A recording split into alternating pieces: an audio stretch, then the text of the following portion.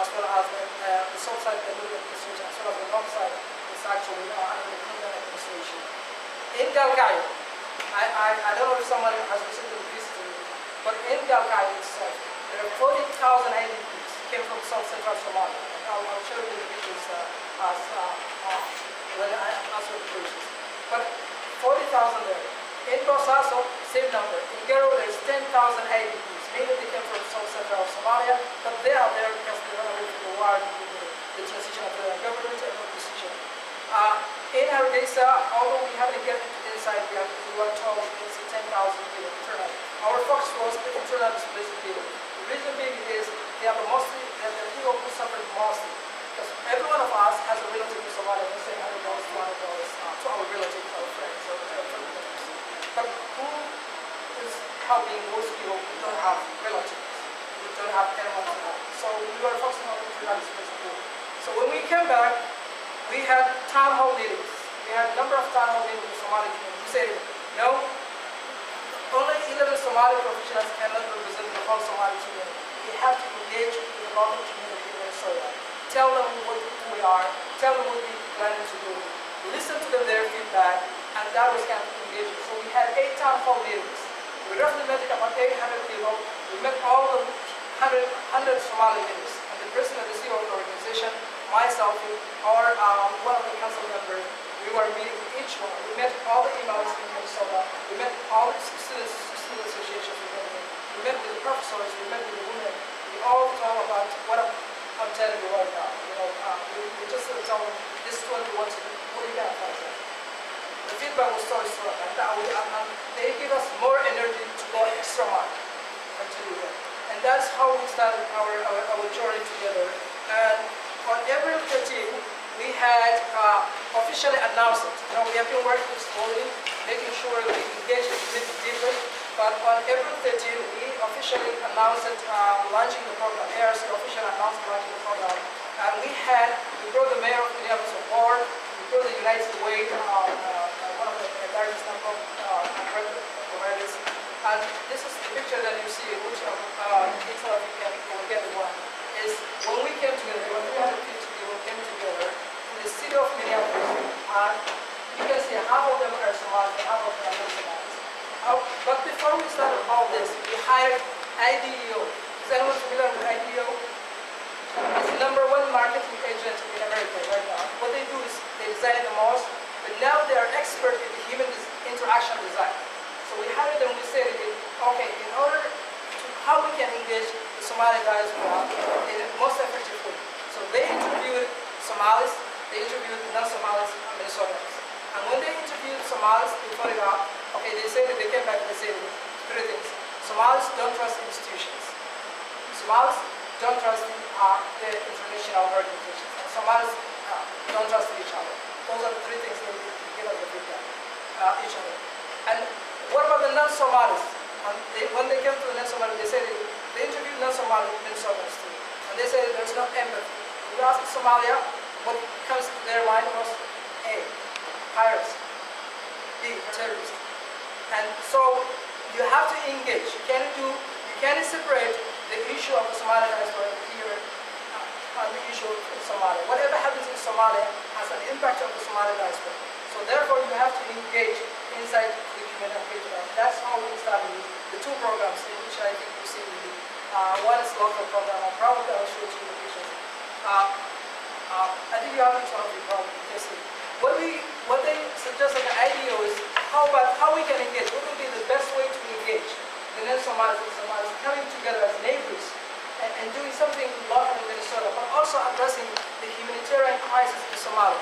And one of the things we know is the food attracts people. Food brings people together. Food and sports brings people together as neighbors. And so this is the food, Somali food. You can see the Somali food truck that we are planning very soon in Minnesota, in the road, going to the stadium where the football is being played, going to the laser group, selling some goods, but also going to empower the youth who are looking for jobs. So by taking the Somali food into the suburban, non-Somali area, when they test the Somali food, that means they're testing the Somali food. So that is one of the things. The second thing, I think you see the billboard campaign. What we hear when will introduce Somali, we will say, yes, we are Somali, we are American, we are Muslim, we are Minnesotans. So we're going to be doing a billboard campaign, and you see in the Minnesota, the highways in Minnesota, there will be a billboard campaign where you see a Somali woman, or maybe what we are planning to do is create a council which will take pictures, and the best picture will be used as billboard. This is not necessarily to be this one. Probably Somali doing ice fishing or being in the football stadium. So the best picture. So there will be a council who will actually decide who wins, which picture wins, number one. So there will be competition with that. But we would like to see some pictures like this. Yes, I'm in Minnesota. I'm wearing my hijab. I'm just being like any other Minnesota youth or biking. But also, I'm in Somalia. I'm a Muslim. So that's an engagement. The third one is the business. Somalis are known for being a business people. So if there are youth who, or even non-youth who has a business idea, we will invest in venture fund. We do a venture fund. Part of the profit, 10% of the profit to 20% of the profit, will go to Somali humanitarian, whether it's the food track or whether it's a business. It's going to go to Somalia. That's how we can be engaging. We're in this situation. So we invest in you, a percentage of the money will go to humanitarian to Somalia, and we help you with what's happening in Somalia. In terms of what we're doing overall, there are 4 things. I don't want to take more time, but I will open to questions. I would like to hear from you and answer your questions. 4 things what we're doing. A, PR. It's very important. We have to reach out. Since the drought happened, even before the drought happened, we had more than 370 news covered by nationwide as well as international. Al Jazeera was there last week. Al Jazeera was there. The CPS is coming on Monday. They'll be there with us for 2 days covering this about the drought in Somalia. Before, we used to have a lot of negative news about the Somali American, right? Media used to focus on 1% of the Somali people. That's what I always say. But they never could, focus on the 99% of the Somalis who are well educated, hardworking, supporting their families in here, but also they're back home. So we have to bring in those on the table. We don't know. I mean, the mainstream media didn't discover this area. But we discovered that we have to tell. And that is the whole story. All the 370 plus news coverage for the past few weeks and a month, all were positive. No negative news was there. You can Google and you can search about it. Neighbors Relations, you can search about A.R.C, how they are involved. This morning, in terms of the news, I was just at the airport trying to buy it, and this came up. And they interviewed me. I know that I wasn't expecting to be doing on the front page of the Star Tribune, the largest newspaper in Minnesota. And I'll give you each opportunity, each one of you, to take a look at the cover of the last week. Yeah, I've been here every day. The newspaper, the local newspaper, there's Somali newspaper, it's Somali famine issue. So the media is covering this. Yeah. The other thing what we have done is advocacy. What's lacking is, if you know, our U.S. government lifted the ban just for the past few days. And how did they lift it? Actually, we engaged with the elected officials. Our Somali diaspora engaged with the Senator Franklin. Franklin came into Minnesota and he met with our office. And there was one young Somali student among the team, and I was there at that time in the meeting. And she emotionally addressed the issue why the U.S. government is not lifting it ban in Somalia, particularly the southern area, particularly even the area that A.R.C was there already.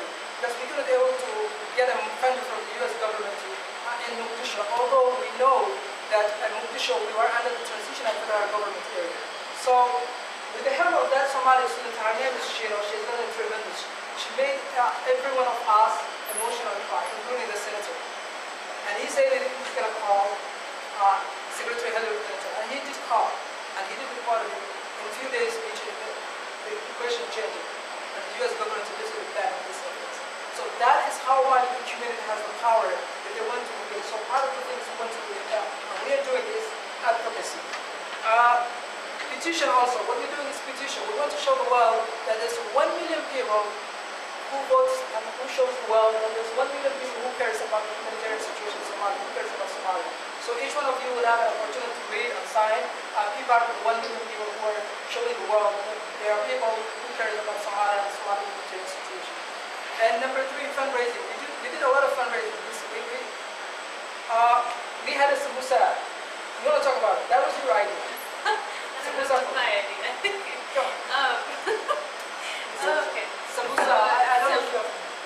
So I was lucky enough to taste samosa a while ago, and no, the idea did not come from me. It probably came from this guy right here.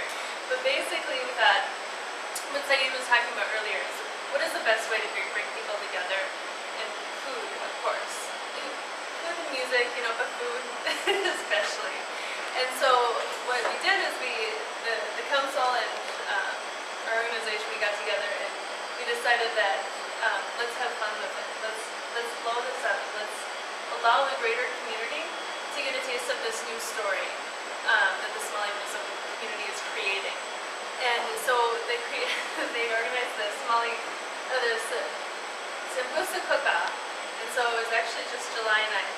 And we hosted it at this really cool open space where we could host up to, it was like 400 people, but actually, I swear, it was a week before the event was even taking place, and we were completely booked.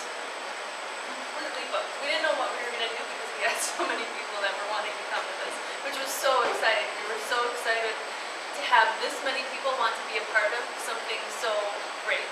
Because it's really, you're coming together around something that's fun, but you're allowing yourself the opportunity to build bridges, to get to know people that you might not have gotten to know before, to kind of cross cultural boundaries. And so the cook-off involved 5 of the top Sambusa chefs in the Twin Cities area. And so we actually, there was 4 local Somali businesses that were represented.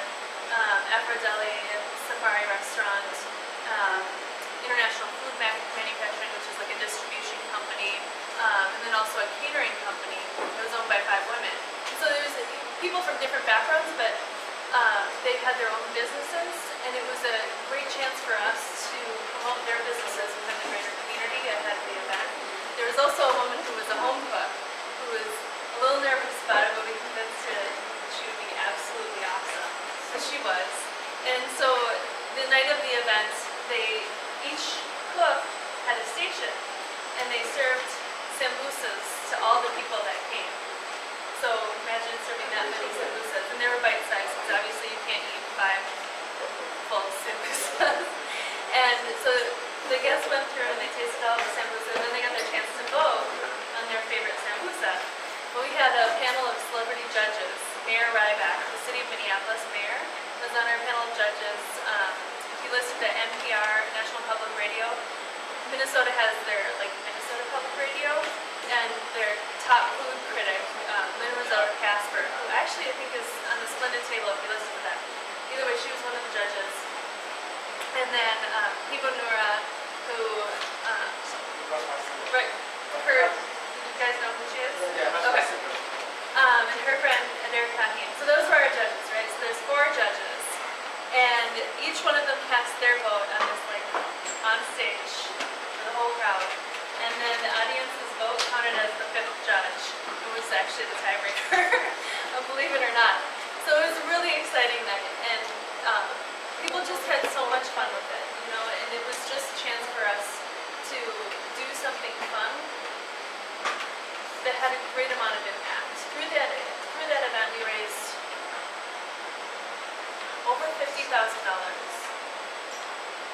which is a significant amount, and you guys know it goes so far for people that are struggling in Somalia. So that's a point that, all the efforts that you guys have been doing to raise funds, you can have fun with it, you can do car washes, you can do these wonderful, awesome things that bring people together. And then, if you have the media covering it, it tells a new story. It tells a positive story. So, how we can create change together, and we, come together as a community. So, that was the summer bash of the Sambusa Cook-Off. I'm glad it's over.